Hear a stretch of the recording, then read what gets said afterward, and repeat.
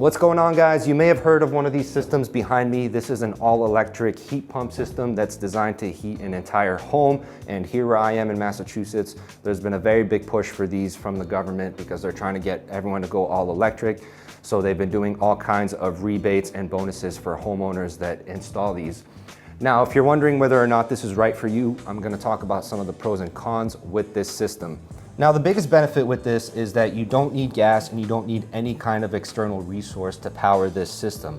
So this is awesome if you're in a community where utility connections are a little bit more difficult, or if you're building out in a space like an ADU or an attic where it's harder to find those connections.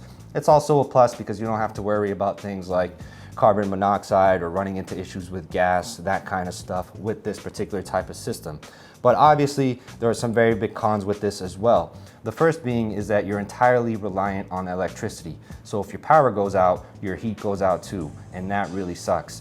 The other thing as well is because you're entirely reliant on electricity, your electrical bill can be astronomical with these systems. And this is something that I've learned from experience, and it can be very disappointing to come across after you've already installed this. Now, these systems cost anywhere from $15,000 to $20,000 to install, and you have to get a licensed plumber and electrician to come out and do the installation. But like I said, many states are offering incentives for putting these in your home, and in my state where I am in Massachusetts, at one point they were offering up to $10,000 in rebates for installing one of these. Now, these incentives change every year, and like I said, it's state dependent, so do your research. So it's important to do your research and see if this is right for you. See what kind of incentives your state is offering, if any, and if the pros outweighs the cons, especially in regards to costs.